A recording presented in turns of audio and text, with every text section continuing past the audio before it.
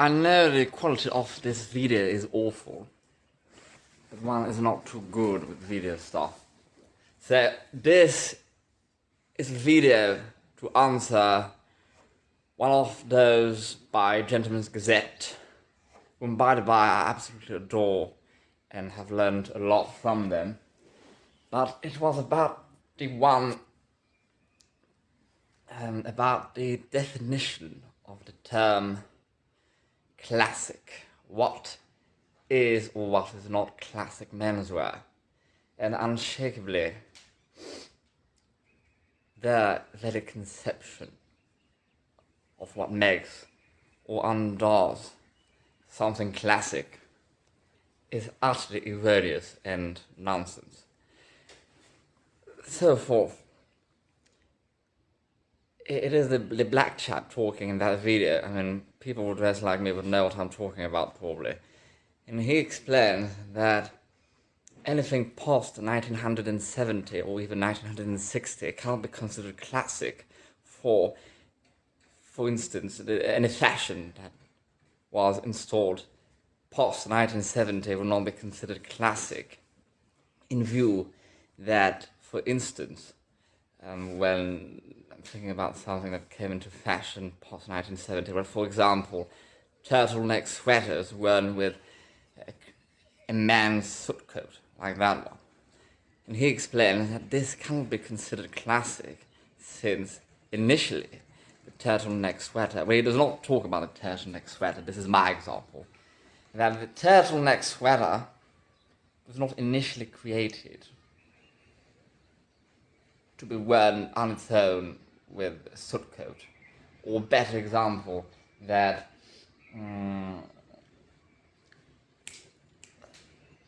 jeans that began being worn in the 1970s by fashionable people as a fashion thing instead of mere cow keepers to ride upon their horses. For the first time in the 70s, a lot of people, even persons of the elite, would wear jeans as part of a fashion thing. And he says, I think he talks about jeans, I mean, I saw this video months ago. He says that, well, initially jeans were created, well, at least I know when jeans were created. I mean, the blue jean was first worn in the 1830s or 40s by gold miners in order to do hard and heavy work.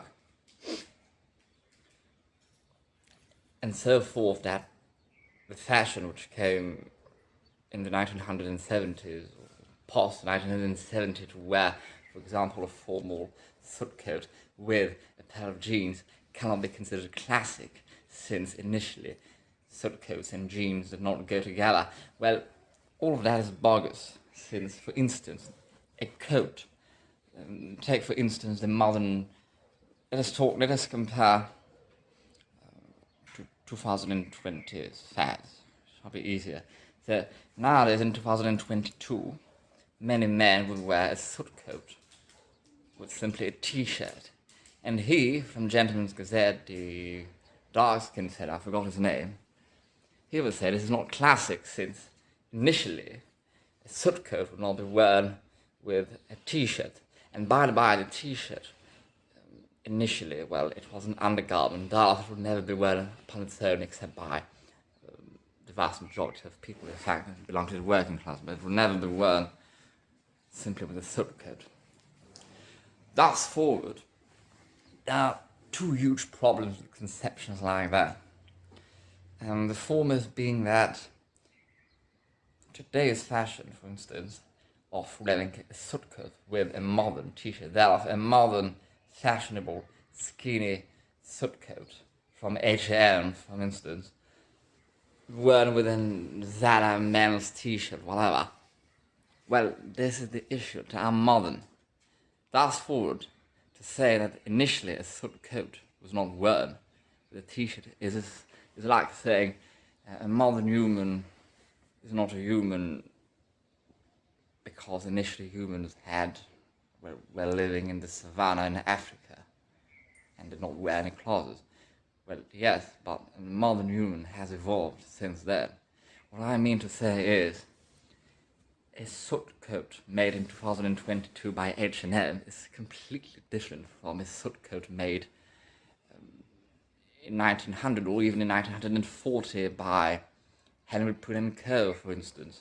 And my soot coat that I'm wearing now is actually a uniform from Menswear Academy, and it probably dates from around 2010 to the school I used to attend to. And already it looks quite different from a soot coat made by H&M today. So, to say a soot coat wearing with a t-shirt, to get back to the example, so a modern H&M, very slim cut, polyester, crappy soot coat wearing with a cotton Zara men's t-shirt. Well, they are what they are today, that is. It has nothing to do with an undershirt of 1900 and a soot coat of 1900, for instance. Now, it gets confusing with menswear. For example, my coat that I'm now wearing, it is rather classic in terms that coats similar to that in terms of cut and little details, like for example the two buttons there, the lack of stitches upon the lack of cuffs, that began appearing in the 1910s for the first time. Although they would have been considered very modern and trendy then, they would not have been exactly like that. So much, I mean, they would have been made out of natural fibers, not polyester like this thing. And the cut may not have been exactly the same. But apart to a trained eye like I, it'd basically be exactly the same coat. So what he means is really his own conception of classic, which is what most people, most men would dress very formal and or very old-fashioned, like I, like Sven Raphael Schneider, who is the head of Gentleman's Gazette. He dresses more like in the 1950s, 40s. I'm trying to emulate the Victorian era. There's another chap called Haddon White who dresses also trying to emulate the Victorian era, and the chap from Vintage Butch called Nikolai something. But what I mean by classic is probably anything which was standard from the late 19th century, early 20th, or between 1920 and 1950, and not only was it worn then, but worn by most men not belonging to the working class, but more to the elite, from the elite, starting from the top elite to the bottom of the middle class. The working class depended whether they could afford it and or whether their job even allowed them to wear such fashionable clothes. I mean, if they were working in a blasted sewer, trying to clean it in 1898, they would not be wearing a soot. They had to wear work clothes, but then they might have worn a soot, emulating what the elite wore during the weekends spent in a pub. And in such a case, perhaps there's sort of a classic in that term, in that it might have been a dark, rather conservative ensemble.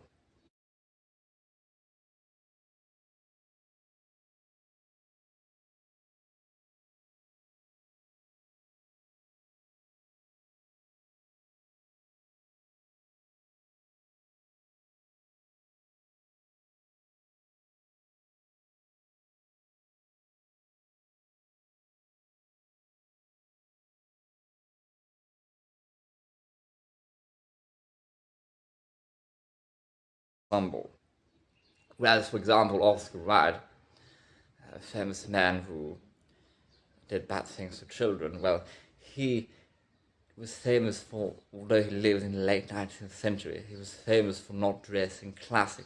He was famous for wearing green, like apple green ensembles and all that.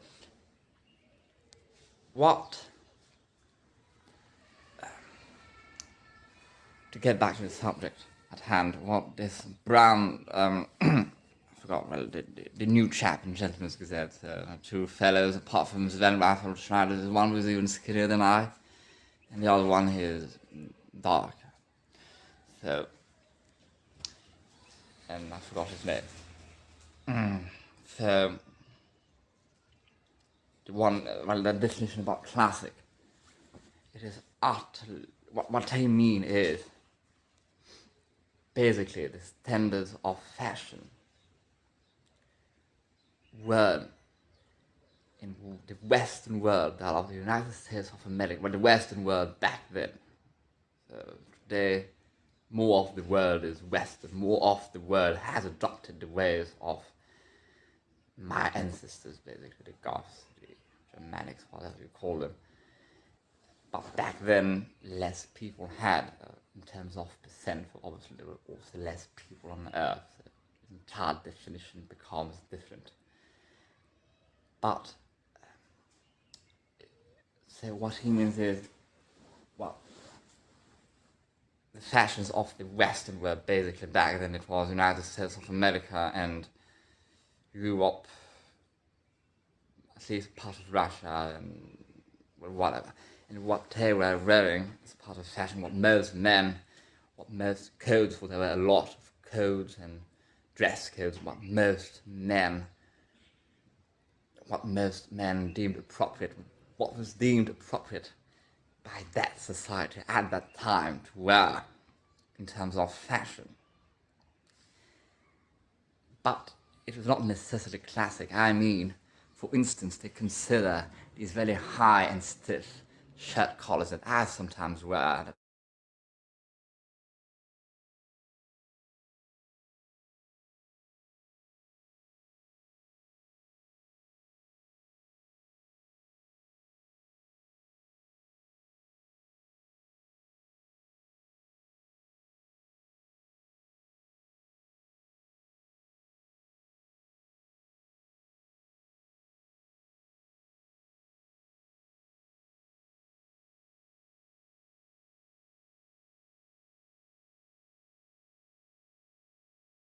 Practically disappear by 1920, at least in terms of most people. So they, the Gentleman's Gazette fellows and even most old-fashioned fellows today would not consider that a classic thing, since it was extremely exaggerated. I mean, a collar that tall and super stiff and super skinny like the one Karl Lagerfeld wore. And it was only popular for, 25 years? But then again, not many people were wearing these super extreme ones, which covered the entire neck, which are torture to wear. Only a few would, and then again, only for a few occasions, perhaps only for the weekend and so forth, simply it would cause too much pain. Some persons actually died from those by fainting. Never mind. So,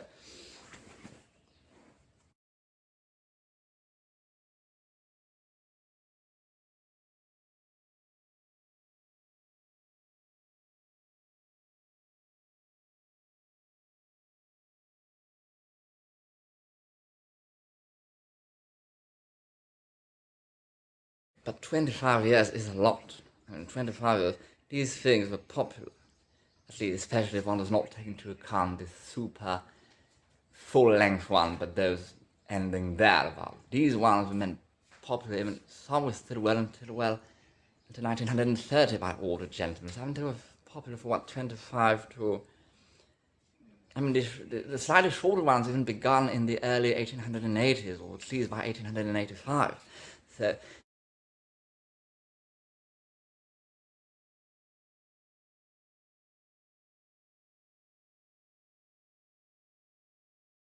they would have been there for at least 25 years. And yet, they are not considered a classic today, simply because what happened was, one has to understand history as a whole. And until quite recent, until the 1920s, so basically when fashion began, whether it be furniture-wise or clothing-wise, in the Middle Ages, in the 13th century. And it was about showing one's wealth. Most people lived in absolute poverty. So it was about changing the fashion, ergo that the more one changed it, whether it be the furniture or stationery or clothes were, the more dependent one was high in society, the more dependent one could afford to change things. And by 1920, everything had changed to the postmodern era. And by that meaning, by the 1920s, had factories everywhere, mass producing everything from condoms to automobiles. That's forward. Changing one's outfit, changing the complete look of the fashions, so that within a decade it would look entirely different. It was no longer necessary. I mean, look, especially at women's fashion from 1880 to 1890, and it is barely recognizable. Whereas today, from 1920 to 2020, a whole 100 years, and a man's foot from 1915, especially 1920, 1925. Looks fairly similar. I mean, if a man wears, for example, me now, nothing is actually from the 19th century, nothing is original, although everything is at least a tenner. The trousers are from the 80s, probably from 1987, and to do not shock. People do not even know what I'm supposed to be dressed as. They do not know. If I tell them I'm trying to emulate the 19th century, they might believe me. I mean, for the late 19th century, because it does not look too dissimilar. I know it is not accurate. But if I'm saying I'm trying to dress like in the 1920s, it is almost spot on right, and yet nothing is a reproduction, nothing is an original from the 1920s. And I can tell the differences, but who can? Because since the 1920s, it became something different. By the 1920s, the era being post-modern, after the modern, everything changed. People began to be hygienic, to have well-organized cities. Poverty was not something that, it is there and people dying upon the streets. No, it became something that people wanted to stop, put means to stop. I mean, the world has never been so rich. People have never been so educated. And so the whole thing about fashion in a society that is so rich and where everything is mass-produced, it has almost become the opposite. Now, a person like me dressing like in the past, people might think I'm rich, although I'm not, because he dresses like in an older era. Back then it would have been the opposite. It would have been, he does not have the money to purchase something that is new. Because nowadays it has the money to get something old, but back then old things were affordable more than new things. But from the 1920s, everything switched around, and the more one advances into the future, the more it switches around. That's forward. His definition of classic rarely applies post-1920, and perhaps what he means in his mind, he tries to apply it to an absolute thing. But it's completely not absolute. It only applies to 1920 until 1970 max, whereby the fashions, the very standards and codes of men's and women's, and especially men's clothes and clothing in general, became standardized for the first time in society in a fixed time. I mean, for example, if one looks at a fashion plate from 1820s men's evening wear, comparing it to 1880s men's evening wear from the same country, from Britain, it looks drastically different. But comparing a photograph from 1920s men's evening wear to 1980s men's evening wear from Britain, so the same gap of years, 60 years only, there's barely a difference, not much. Since now, fashion is not about changing the entire thing, changing the entire cuts, changing the very codes. It It is only about recycling what has been done between 1920 and 30, or around the early 20th century.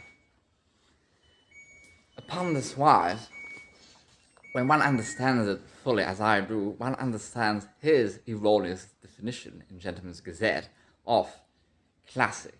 But in truth, it does not really mean anything the way he describes it, since before the 1920s, or at least 1910s max, things would change drastically, and for instance, the first short man's coat, as part of fashion and not workwear, were worn by fashionable men then, in the 1820s at least.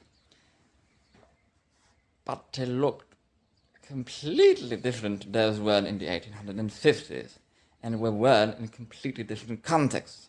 By 1850 they could be worn in the city, on a long day, on a relaxed day, not going to work, even by an aristocrat. But in the 1820s, that would not have been appropriate. It would only be worn as sportswear. So there, the same thing that happens today. Today, people are wearing jeans after 1970 as part of business wear, even. It was before, it was only for workwear. If one was fixing one's garage. And thus, when the chap from Gentleman's Gazette says that this only began happening after 1970, or 1960, whatever he says, it is utterly false. It was there since the beginning that fashion began in the 13th century, the Middle Ages. That was when fashion first began. So, the terms classic or non-classic do not mean anything. For example, he might describe my outfit as being classic. He would describe it as classic, I'm sure, because they describe themselves as classic, and Sven Schneider dresses in a similar mode as to how I am now dressed. But in truth, it does not respect any codes established ever that I know of in terms of color schemes and what goes with what. And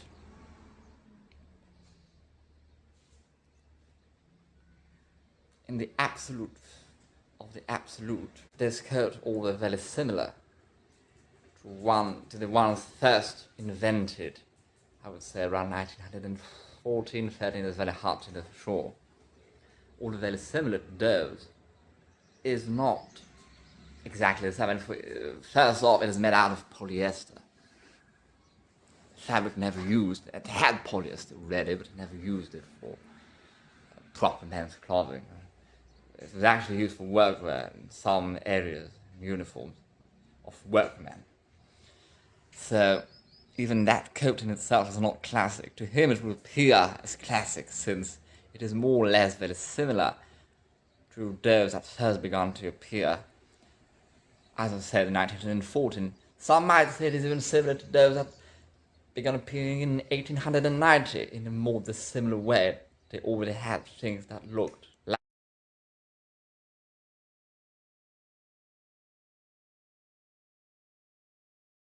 But in the absolute of the absolute, things, I mean, even reproductions are almost never accurate. Even when they use 100% wool. For example, I have trousers from River Junction, reproduction shop that does reproductions from 1850 to 1900 of American men's clothes.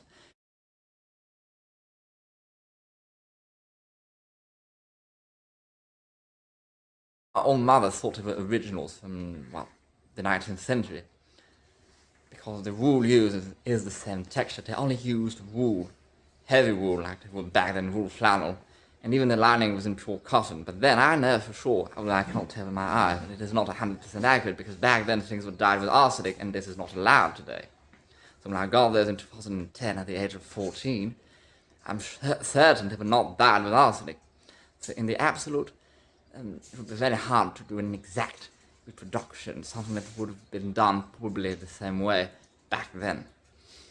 And that's the reason for which I only concentrate my attentions upon visuals as far as I can, except for things like boots. I cannot find my own shoe size. But because it's not really possible to get the same, so the term classic, the way they apply it, it really only applies to their own view of what classic is. They will call this ensemble classic, but it is not. I mean, it's full of colors and this huge boutonniere. Thereof, it looks more like something Oscar Wilde would have worn, and he was considered non-classic back then. So the very view of classic that they have is influenced by how the fashion is today. And today, when businessmen, I live in Dubai, and businessmen are going to work basically, practically wearing a tongue. Or, you know, like in undergarments all the time. To meet her in undergarments, to meet a dresser like that. So today,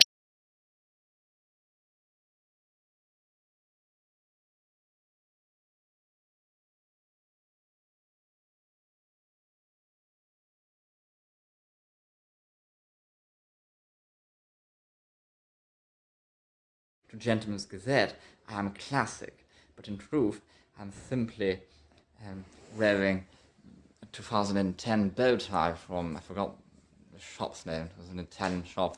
The shirt I got offhand from a charity shop in France. It's probably from the early 21st century, but it imitates sort of the Edwardian 1920s shirt. Again, imitate, not actual reproduction. This coat is a uniform coat. These trousers belong to my father and were from the 1980s. This hat is like those worn by anybody now, but when with the ensemble it looks more old-fashioned, since hats, even from the 19th century, it had hats like that and looked very similar to those.